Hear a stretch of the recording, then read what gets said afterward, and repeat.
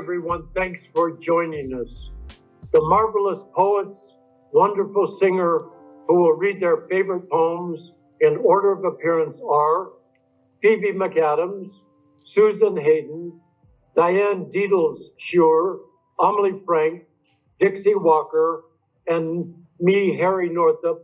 Lisa Cook is unable to be with us today. Here's Phoebe MacAdams. Hi, and thank you, Harry, for this amazing series and for today. And thank you, Jennifer, and the Creative Chaos team. I'm going to start with a poem by Allen Ginsberg called A Supermarket in California. This was first published in his book, Howl and Other Poems in 1956, and it's really a tribute to Walt Whitman, as you'll see. I wanted to a note. At the end of the poem, he mentions Karen. Karen was a mythological ferryman who carried the dead into the underworld. And he mentions the river Lethe, which was the underworld river of forgetfulness. A Supermarket in California by Allen Ginsberg. What thoughts I have of you tonight, Walt Whitman. For I walk down the side streets under the trees with a headache, self-conscious, looking at the full moon. In my hungry fatigue and shopping for images, I went into the neon fruit supermarket, dreaming of your enumerations. What peaches and conundrums, whole families shopping at night, aisles full of husbands, wives in the avocados, babies in the tomatoes, and you, Garcia Lorca, what were you doing down by the watermelons? I saw you, Walt Whitman, childless, lonely old grubber, poking among the meats in the refrigerators and eyeing the grocery boys. I heard you asking questions of each. Who killed the pork chops? What price bananas? Are you my angel? I wandered in and out of the brilliant stacks of cans following you and followed in my imagination by the store detective. We strode down the open corridors together in our solitary fancy, tasting artichokes, possessing every frozen delicacy, and never passing the cashier. Where are we going, Walt Whitman? The doors close in an hour. Which way does your beard point tonight? I touch your book and dream of our odyssey in the supermarket and feel absurd. Will we walk all night through solitary streets? The trees add shade to shade, lights out in the houses. We'll both be lonely. Will we stroll dreaming of the lost America of love, past blue automobiles and driveways, home to our silent cottage? Ah, dear father, graybeard, lonely old courage teacher, what America did you have when Karen quit poling his ferry and you got out on the smoking bank and stood watching the boat disappear on the black waters of Lethe? Thank you. And my next poem is by a poet named Frank O'Hara. Frank O'Hara was a wonderful poet and one of the leaders of the so-called New York School of Poets in New York City in the 1950s and 60s. And this poem is a tribute, an elegy to the great jazz singer Billie Holiday, known as Lady Day. And it traces his activities on July 17th, 1959, which was the day she died. And in it, he mentions the Five Spot, which is a great jazz club in New York, sadly no longer there, and the Golden Griffin, which is a bookstore. And he was going to visit his close friends and taking the train out to Long Island, to East Hampton. The Day Lady Died by Frank O'Hara. It is 12:20 in New York, a Friday, 3 days after Bastille Day. Yes, it is 1959. And I go get a shoe shine because I will get off the 419 in East Hampton at 7:15 and then go straight to dinner, and I don't know the people who will feed me. I walk up the muggy street beginning to sun, and I have a hamburger and a malted and buy an ugly New World writing to see what the poets in Ghana are doing these days. I go on to the bank, and Miss Stillwagon, first name Linda, I once heard, doesn't even look up at my balance for once in her life.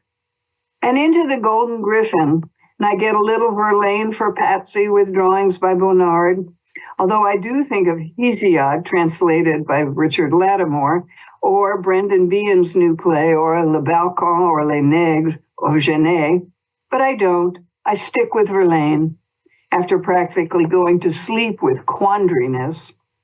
And for Mike, I just stroll into the Park Lane liquor store and ask for a bottle of Strega, and then I go back where I came from to 6th Avenue and the tobacconist in the Ziegfeld Theater, and casually ask for a carton of Gold Wilds and a carton of Picayunes and a New York Post with her face on it. And I am sweating a bit by now and thinking of leaning on the John door at the 5 spot while she whispered a song along the keyboard to Mal Waldron, and everyone and I stopped breathing.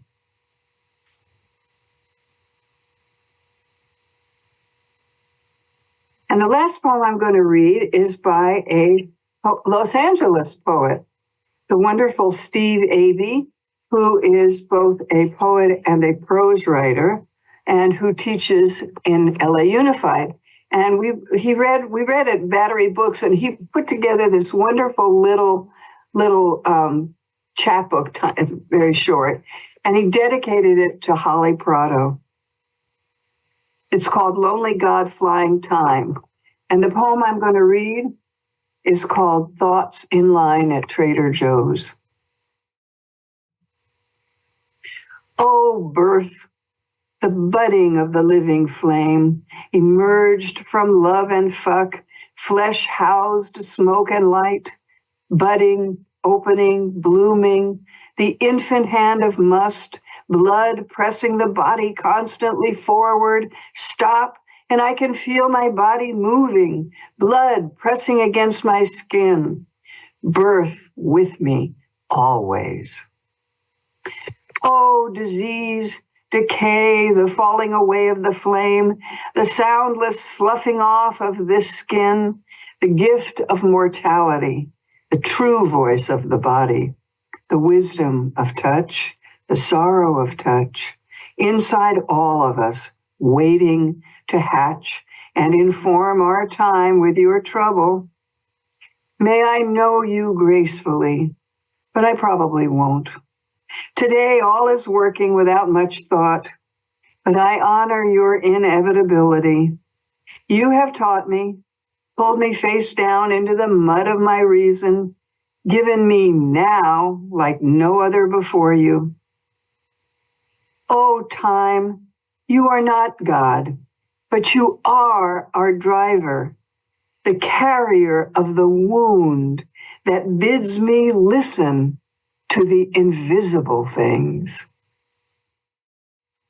Thank you. And now, here is our own library girl, the inevitable, the wonderful Susan Hayden. Thank you so much, Phoebe. I love Steve Abey. That was just beautiful.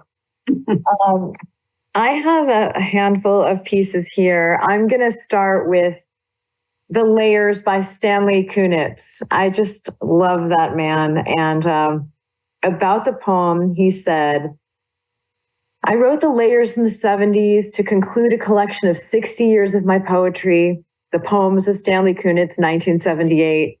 Through the years, I had endured the loss of several of my dearest friends, including Robert Lowell. I felt I was near the end of a phase in my life and in my work. The poem began with 2 lines that came to me in a dream, spoken out of a dark cloud. The Layers. I have walked through many lives, some of them my own.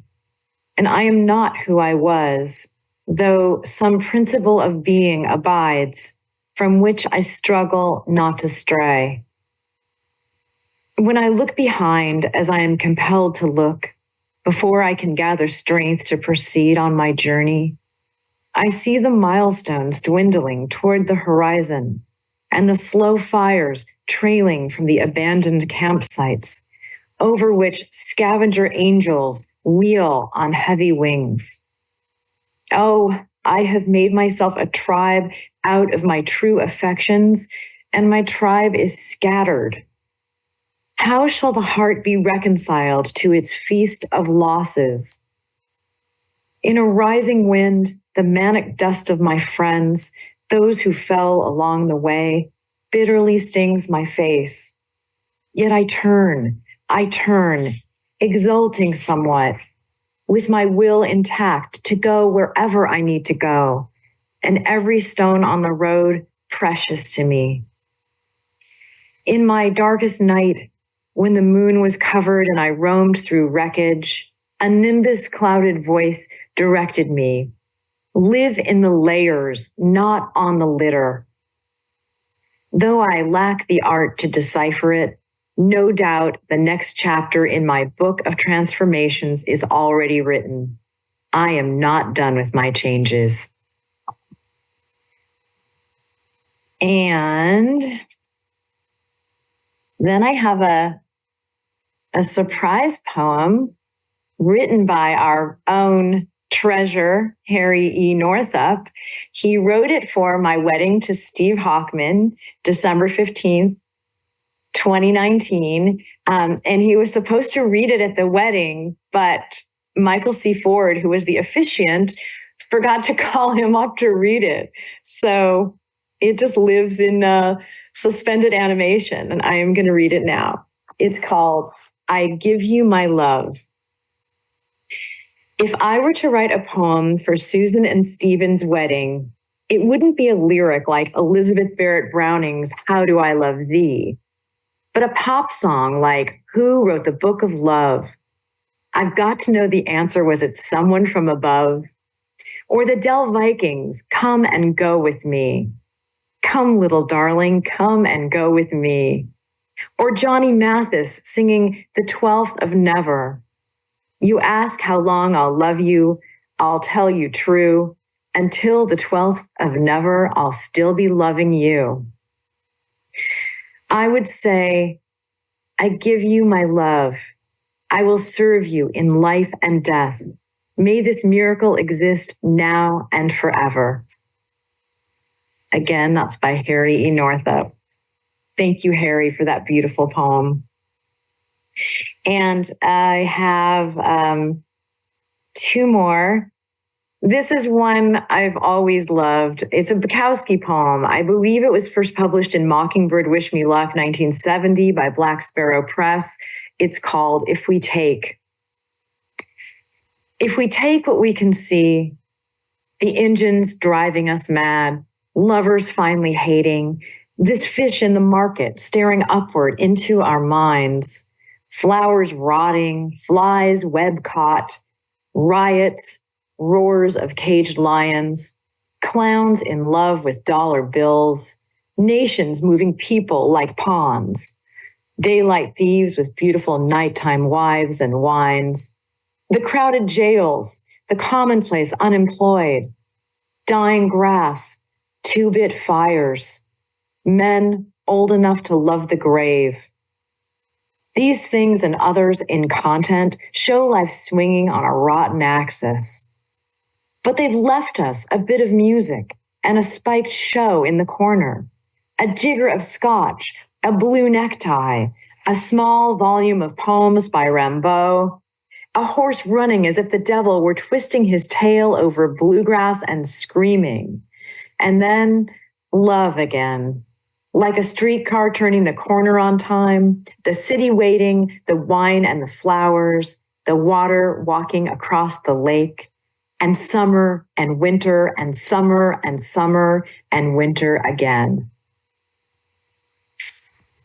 And finally, I'm going to read a piece by the one and only Holly Prado. I miss her every day. This is from a journal of poetry and the arts called Abalone Moon. And the heading, the name of this particular journal, this version of the journal is called Shadow and Light, the Transitory, summer 2004. And the name of the piece is called The Solstice Calendar, and it's for Harry Northup. As in the root, a call to more creation. These lovely things, arms stretching, and the storyteller's mouth ever open, ever telling us. The sage to burn, to be a natural goodwill, empties artificial breath and opens up the house. Here come our friends in spirit moves, that solemn gardener, the widow armed with lemons, a couple married 50 years, blooms and ghosts, and me, unconventionally grown, but whispering love's arguments for fireplaces, chattering little bells, bells for the unfamiliar, the story meant to free us. Isn't it absolutely love? No, nothing all that simple. As herbs fill with their own releasing smoke, there is too this night month and its power of unlit sky. Cold, some memories, and plenty of real regret. You and I will die before we're married 50 years. We found each other late, the sad fact alive in every wrist, using up its beats. Love star, make us grateful anyway. Make the new year shine its eyes right on our door, and in the root or bulb, as in the tulips which have promised to be red, the present strong emotion. The sky breaks through to sun, uncautious sun returning, glues us to this earth. Goodwill, good stories, the garden inching taller. Thank you so much, Harry, for inviting me on here. I would like to welcome someone I'm honored to introduce, Diane Schuur. Hi, everybody. That was absolutely beautiful. What I'd like to read is passages from a beloved book that I've known about since 1976 that was given to me, actually read to me on cassette by the late, great Overton Berry, a brilliant pianist and one of the best friends I ever had on the planet. And this is by Khalil Gibran. It's from the book known as The Prophet, written, published in 1923. The first passage that I'd like to read is on prayer. Then a priestess said, "Speak to us of prayer." And he answered, saying, "You pray in your distress and in your need. Would that you might pray also in the fullness of your joy and in your days of abundance. For what is prayer but the expansion of yourself into the living ether? And if it is for your comfort to pour your darkness into space, it is also for your delight to pour forth the dawning of your heart. And if you cannot but weep when your soul summons you to prayer, she should spur you again and yet again, though weeping until you shall come laughing. When you pray, you rise to meet in the air those who are praying at that very hour, and whom save in prayer you may not meet. Therefore, let your visit to that temple invisible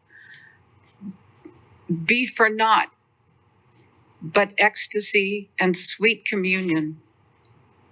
For if you should enter the temple for no other purpose than asking, you shall not receive. And if you should enter into it to humble yourself, you shall not be lifted. Or even if you should enter into it to beg for the good of others, you shall not be heard. It is enough that you enter the temple invisible. I cannot teach you how to pray in words. God listens not to your words, save when he himself utters them through your lips. And I cannot teach you the prayer of the seas and the forests and the mountains. But you who are born of the mountains and the forests and the seas can find their prayer in your heart. And if you but listen in the stillness of the night, you shall hear them saying in silence, Our God, who art our winged self, it is thy will in us that willeth. It is thy desire in us that desireth. It is thy urge in us that would turn our nights, which are thine, into days, which are thine also. We cannot ask thee for aught, for thou knowest our needs before they are born in us. Thou art our need, and in giving us more of thyself, thou givest us all. Now, here's one about pleasure, and I love this one a lot. Then a hermit who visited the city once a year came forth and said, Speak to us of pleasure. And he answered, saying, Pleasure is a freedom song, but it is not freedom. It is the blossoming of your desires, but it is not their fruit. It is a depth calling unto a height, but it is not the deep nor the high. It is the caged taking wing, but it is not space encompassed. Aye, in very truth, pleasure is a freedom song. And I fain would have you sing it with fullness of heart, yet I would not have you lose your hearts in the singing. Some of your youth seek pleasure as if it were all, and they are judged and rebuked. I would not judge nor rebuke them. I would have them seek, for they shall find pleasure, but not her alone. 7 are her sisters, and the least of them is more beautiful than pleasure. Have you not heard of the man who was digging in the earth for roots and found a treasure? And some of your elders remember pleasures with regret, like wrongs committed in drunkenness. But regret is the beclouding of the mind and not its chastisement. They should remember their pleasures with gratitude, as they would the harvest of a summer. Yet, if it comforts them to regret, let them be comforted. And there are among you those who are neither young to seek nor old to remember. And in their fear of seeking and remembering, they shun all pleasures, lest they neglect the spirit or offend against it. But even in their foregoing is their pleasure.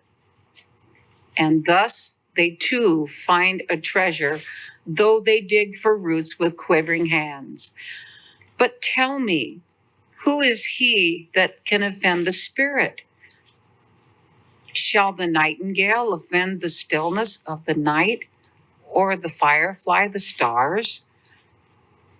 And shall your flame or your smoke burden the wind? Think you the spirit is a steel pool which you can trouble with a staff? Oftentimes, in denying yourself pleasure, you do but store the desire in the recesses of your being. Who knows, but that which seems omitted today waits for tomorrow. Even your body knows its heritage and its rightful need and will not be deceived. And your body is the harp of your soul. And it is yours to bring forth sweet music from it or confused sounds. And now you ask in your heart, how shall we distinguish that which is good and pleasure from that which is not good?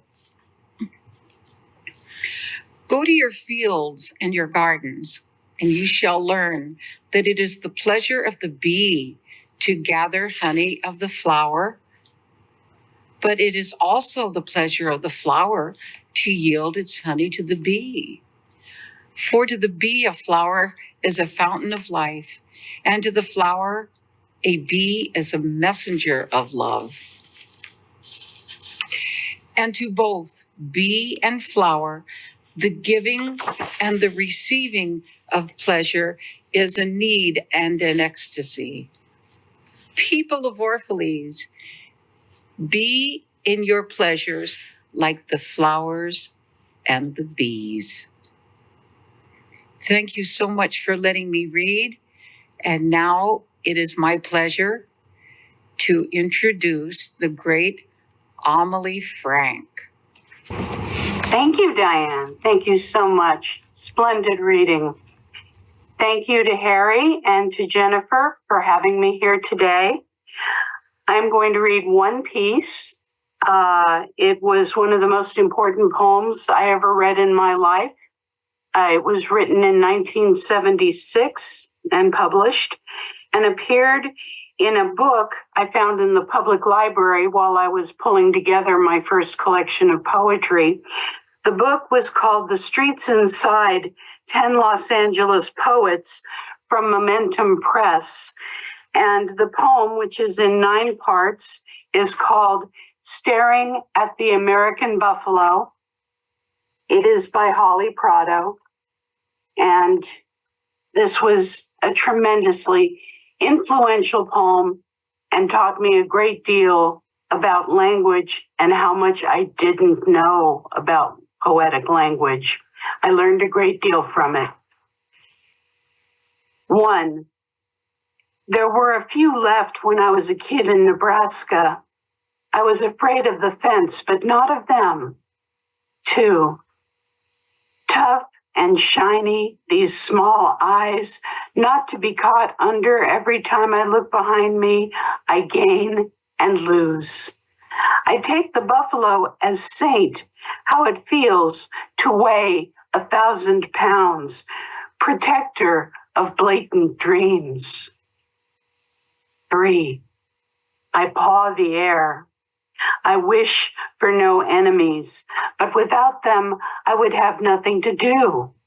I come awake as the hump on my back gets meaner and meaner.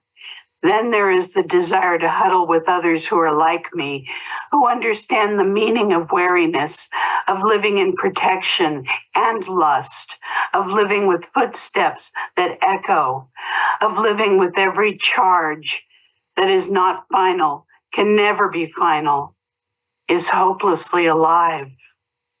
I throw the I Ching. The wanderer takes my hair like a stiff wind. My mother would buy me a new coat every other winter. I've been surrounded by the circle of wagons. It's time to hear each sound with all my ears. Clouds move across the prairie, fast. 4, the sting of the bullet. The buffalo lingers over a stalk of grass. She catches the scent of something hard, unwelcome. She begins to trot. A necessary friend of mine is hunted. One of her breasts carries disease, carries a tumor, carries a warning, a crisis, a blind rage. If I lose her, as I've lost 3 others, I will never look at the sky again. Never look at a place to be safe under for a whole night. I would dissolve her poison with my own milk. I would carry the burning teeth in my 2 good breasts. I would be this strong except that I am breaking. I do not weigh as much as I think. The buffalo and I rub against each other's legs to feel the connections of coarse, unraveled fur. She eats what is growing in front of her. She has her calf in the spring. She knows which direction the odor comes from. The buffalo settles into the undergrowth where she knows she can't be seen. She opens her mouth and snorts a trail of weeds that are yellow in the unmistakable shape of living as your hugest body tells you to live, whether you can or not. Buffalo skins everywhere. Yet she tells me and says, I'm as real as increasing numbers. 5.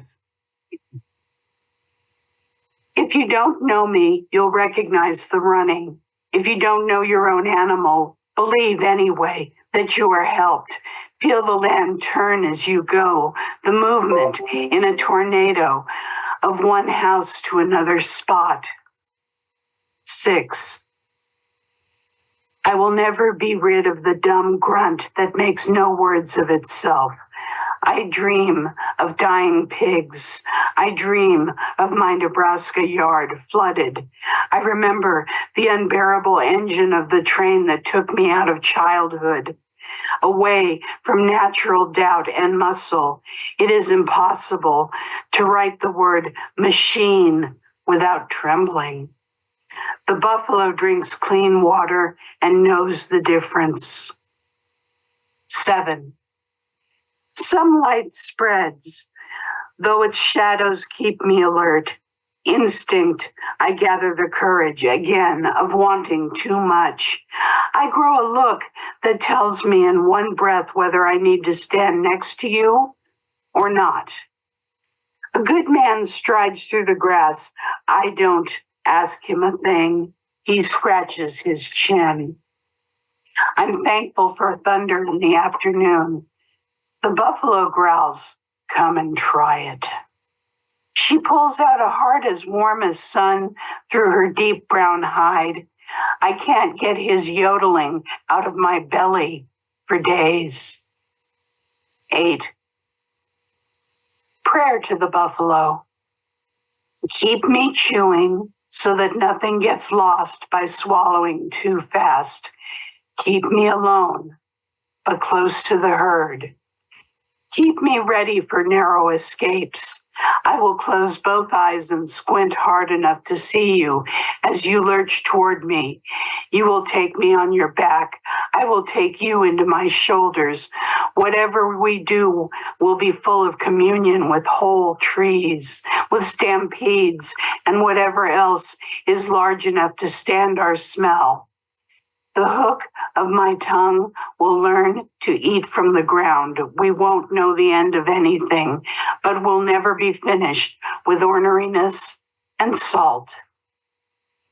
9.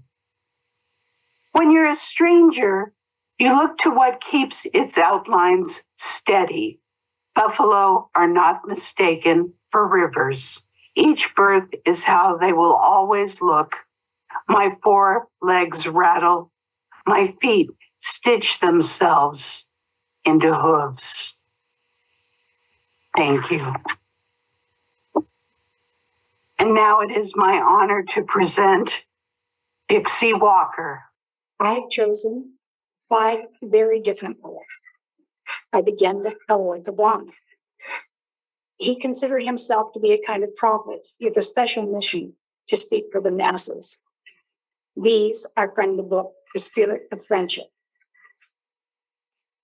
Generosity is not in giving me that which I need more than you do, but it is giving me that which you need more than I do. We live upon one another according to the law, ancient and timeless. Let us live thus in loving kindness. He who understands you is greater kin to you than your own brother. For even your own kindred may neither understand you, nor know your fidelity.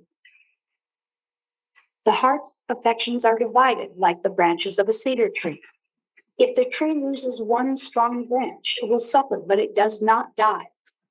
It will pour all its vitality into the next branch so that it will grow and fill the empty place. Heaven fill my lamp with oil, and I place it at my window to direct the stranger through the dark. I do all these things because I live them. For I am a poet, and if I cannot give, I shall refuse to receive. Ogden Nash. Writ as writ, from verses from 1929 on. The Canary. The song of the canary never varies, and when they're molting, they're pretty revolting. Reflections of the wicked world. Purity is obscurity. The panther. The panther is like a leopard, except it hasn't been peppered. If you should behold a panther crouch, prepare to say ouch. Better yet, if told by a panther, don't my one, my dream. Here is a dream. It is my dream, my own dream. I dreamt it. I dreamt that my hair was kempt. Then I dreamt that my true love was tempted to my conscience. I could have, if I would have, but I shouldn't, so I didn't. The child's guide to penance. Children, I pray you kind forbearance. Our topic for today is penance. Parents are generally found in couples, except when divorced, they're none of the brothers. Mostly they're married to each other. The female one is called the mother. Parental pride being hard to edit, the male and father claims the credit. The children peck, your mother would rather, when you arrive, have been your father. At last on common ground they meet, their child is sweetest of the sweet. But burst not they for boastful glee, it is themselves they praise, not thee. The reason father flatters thee is, thou must be wonderful, art thou his? And mother admires her offspring double, especially after all that troubles. The wise child handles father and mother by playing one against the other. Don't prize this parent to the top. The opposite parent asks, why not? Let baby listen nothing late and work impartially on both. In clash of will, do not give in. Good parents are made by discipline. Remember the words of the wise old senator? Spare the tantrum, spoil the progenitor. But joy in heaping measure comes to children when parents are under their thumbs. Crossing the border, sentience begins and middle age ends. When the day your descendants outnumber the offense. Henry Reed Bland, from the books The Hare and Pan and Other Poems. He was California's poet laureate from 1999, supposedly for life. However, he died in 1939. The wind among the eaves. 'Tis the deep of autumn twilight, and I sit beside the fire, watching how, like the yearning spirits, reddening flames rise higher and higher. Then I'll catch the first faint singing that the magic twilight weaves, and sit spellbound by the music of the wind along the eaves. Oh, that vagrant soulful warning, like a song that breaks from far, or soft wavy summer waters, to reflect the evening star. Is there ever any message that the heart or soul receives, like the dithyrambic hunting of the wind along the eaves? Druid with his burning lyre, pan sweet measure on his flute, Hebrew wrapped in endless yearning, full of his deathless lute. All of these in one chanting, who is he that ever conceives half the melodic ecstatic of the wind along the eaves? Triple cricket in the meadow, moan of dove or hunt of dew, croon of crane in mild September, voice of one yell tenderly, Lyrical or epic style, heart that triumphs, soul that grieves, all one in this wild tale of wind along the eaves. Elemental beauty. Yes, evermore I feel myself involved with elemental things. The reddening rose, the flowing stream, the wind that gently blows, so meadow and the note of mating down, the Lydian sweet that blossoms into woe, the field lark singing in the world close, and every bud that is a baldy roll, the star eternal orb in the blue above. And oh, this love for beauty in the field, this wonder love for elemental things, lo, as I muse on earth and sky and sea, I am as one who stands with soul revealed, a lyric bard, the high exalting sings unto the world heart, throbbing faculty. And finally, double fast. Stopping by woods on a snowy evening. Whose woods these are, I think I know. His house is in the village, though. He will not see me stopping here to watch the woods fill up his snow. My little horse must think it queer to stop without a farmhouse meal, between the woods and frozen lake, the darkest evening of the year. He gives his harness bells a shake to ask if there is some mistake.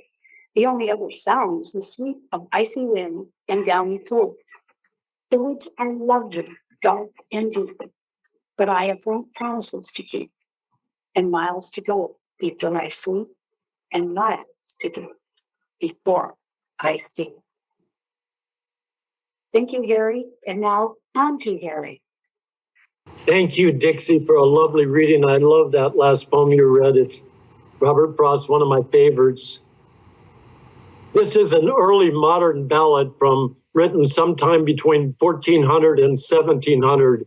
In the seventh stanza, the word Kye, K-Y-E, means cattle. Lord Randall, oh, where you been, Lord Randall, my son? And where you been, my handsome young man? I've been at the greenswood, mother, make my bed soon, for I'm wearied with hunting and fain would lie down. And who met you there, Lord Randall, my son? And who met you there, my handsome young man? Oh, I met with my true love, mother, make my bed soon, for I'm wearied with hunting and fain would lie down. And what did she give you, Lord Randall, my son? And what did she give you, my handsome young man? Eels fried in a pan, mother, make my bed soon, for I'm wearied with hunting and fain would lie down. And who got your livings, Lord Randall, my son? And who got your leavings, my handsome young man? My hawks and my hounds, mother, make my bed soon, for I'm wearied with hunting and fain would lie down. And what became of them, Lord Randall, my son? And what became of them, my handsome young man? They stretched their legs out and died. Mother, make my bed soon, for I'm wearied with hunting and fain would lie down. Well, I fear you're a poison, Lord Randall, my son. I fear you are poison, my handsome young man. Oh, yes, I am poison, mother, make my bed soon, for I'm sick at the heart and I fain would lie down. What did you leave to your mother, Lord Randall, my son? What did you leave to your mother, my handsome young man? 420 milk lie, Kye, mother, make my bed soon, for I'm sick at the heart and I fain would lie down. What did you leave to your sister, Lord Randall, my son?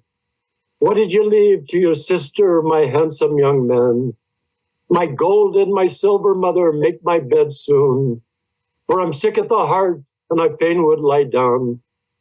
What did you leave to your brother, Lord Randall, my son? What did you leave to your brother, my handsome young man? My houses and my lands, mother, make my bed soon, for I'm sick at the heart and I fain would lie down. What did you leave to your true love, Lord Randall, my son? What did you leave to your true love, my handsome young man? I leave her hell and fire. Mother, make my bed soon, for I'm sick at the heart and I fain would lie down. The second poem, John Henry, was written by Anonymous. When John Henry was a little bitty baby, sitting on his mama's knee, he picked up a hammer and a little piece of steel, saying, "Hammer's going to be the death of me, Lord, Lord. Hammer's going to be the death of me." John Henry was a man just 6 feet high, nearly 2.5 feet across his breast. He'd hammer with a 9-pound hammer all day and never get tired and want to rest. Lord, Lord, and never get tired and want to rest. John Henry went up on the mountain and he looked one eye straight up its side. The mountain was so tall and John Henry was so small. He laid down his hammer and he cried, "Lord, Lord." He laid down his hammer and he cried. John Henry said to his captain, "Captain, you go to town. Bring me back a 12-pound hammer, please, and I'll beat that steam drill down. Lord, Lord, I'll beat that steam drill down." The captain said to John Henry, "I believe this mountain's sinking in." But John Henry said, "Captain, just you stand aside. It's nothing but my hammer catching wind, Lord, Lord. It's nothing but my hammer catching wind." John Henry said to his shaker, "Shaker boy, you better start to pray, because if my 12-pound hammer missed that little piece of steel, tomorrow'll be your burying day, Lord, Lord. Tomorrow'll be your burying day." John Henry said to his captain, "A man is nothing but a man. But before I let your steam drill beat me down, I'd die with a hammer in my hand, Lord, Lord. I'd die with a hammer in my hand." The man that invented the steam drill, he figured he was mighty high and fine. But John Henry sunk the steel down 14 feet, while the steam drill only made 9, Lord, Lord. The steam drill only made 9. John Henry hammered on the right-hand side. Steam drill kept driving on the left. John Henry beat that steam drill down, but he hammered his poor heart to death, Lord, Lord. He hammered his poor heart to death. Well, they carried John Henry down the tunnel, and they laid his body in the sand. Now every woman riding on a C&O train says, "There lies my steel-driving man, Lord, Lord. There lies my steel-driving man." And my last poem I'll read is one of my favorite poets of our time, Julia Alvarez. And this is a poem from her book, "The Woman I Kept to Myself." What was it that I wanted? What was it that I wanted? I forget. To have a place called home. These quiet hills I look on as I write. The trees I grew, the seedlings now full blown and full of birds, sparrows and thrushes singing as I work. Even the snow beating against the panes. I wanted that. And you, dear one, stopping outside my study door, then going on. That longing pause, that longs but still respects my solitude. I wanted you most of all. I wanted a voice. Oh yes, one that would tell simply, but with the mute heart's eloquence, who I was, what my brief time on earth was all about. And more, there was always more. I wanted to be wanted, to belong in school, country, gender, neighborhood. One of the good girls everybody loves, the heroine of the story of my life with a happy ending. I wanted that. Who knows why anymore, but yes, I did. Some things I wanted, but I couldn't get. I wanted not to want my mother's love. That look of urgent cherishing I've glimpsed in the soft eyes of dogs and the dying. I wanted Poppy's love, unhinged from shame, his own sad, his own and mine. I wanted not to feel the yearning for the child I never had. What else was it I wanted? I forget. Or could it be the longing that I want to make me stretch beyond the lot I got? Thank you all. And why don't we all come on the screen and talk a little bit about the poems that we read. First of all, I want to thank you, Phoebe, Susan, Deedles, Amelie, Dixie, for such a mesmerizing, holy, that's the word right there, holy, vibrant, loving, elegiac, exalting, mesmerizing reading. You've all created communion, and it just, just really, one of the thrills of my life, to do this show and to have all of you wonderful poets and singers on this show. And here we are. So let's go around a horn and start with Phoebe, and then Susan, Deedles, Amelie, and Dixie, and say something about the poems you read or heard on the reading. Phoebe? Well, I talked a little bit about my poems when I read them. I loved reading the poem by Steve Abey, and I loved reading something that was contemporary and by a poet who's alive in Los Angeles. And Steve works very hard. He's a teacher in LA Unified. And so he doesn't read as much as we don't get to hear him very often. And he's one of our most wonderful poets. So it was a pleasure to read that. And Amelie, I loved hearing Holly's Buffalo poem. That was so great. I hadn't read that in a long time. And I just loved hearing that. So thank you for that. All of the poems, it was a pleasure to hear this. So thank you all. And it was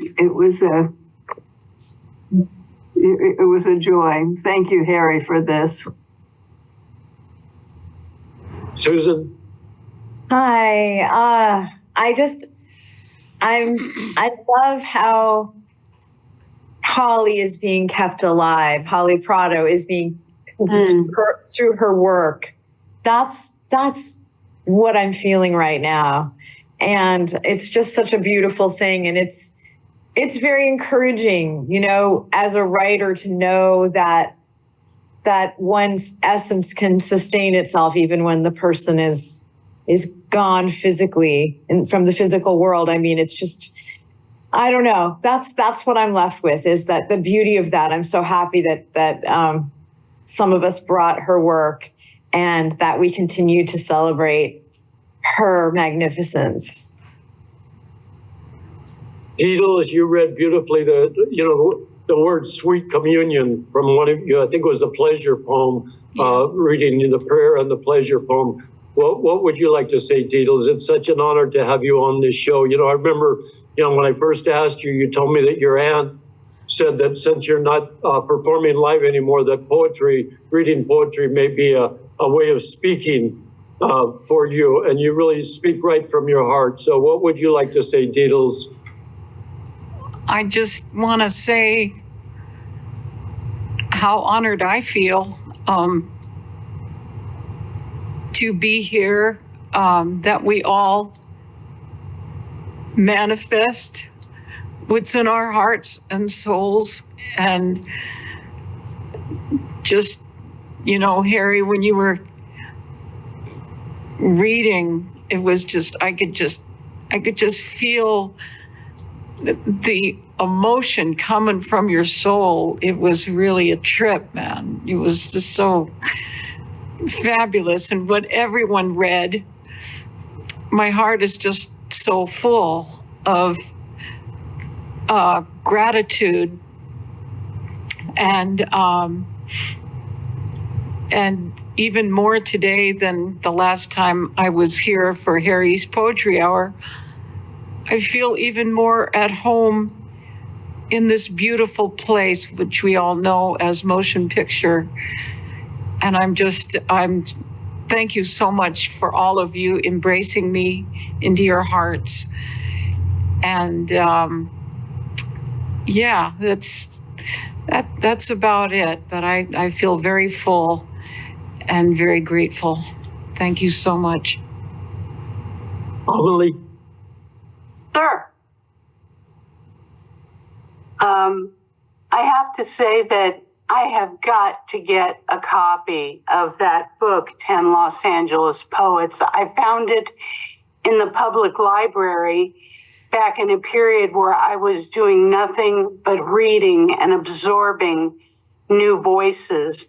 And in that book, I found Holly, I found you, I found Bill Moore, little knowing that I was going to become good friends with all of you, because that is how welcoming and kind the Southern California poetry community is.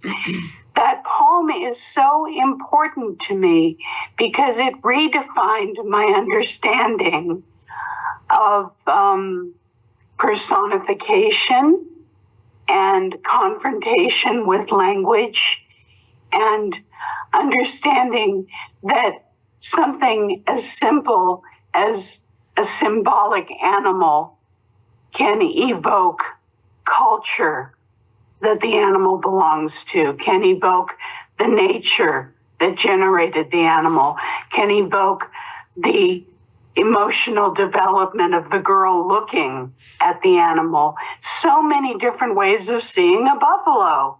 And it changed the way I looked at the possibilities of language. And that is why I wanted to read that poem today. It remains to me essential and important. And how wonderful that I got to be good friends with Holly, and she became somebody that I loved very much. Dixie? I'm sorry that I never met Holly. I'm a little late to the party, as it were. I appreciate the readings that you did. That was great. I grew up in North Dakota, so buffalo are not foreign to me. I enjoyed all the readings, and I appreciate so much you inviting me to be here.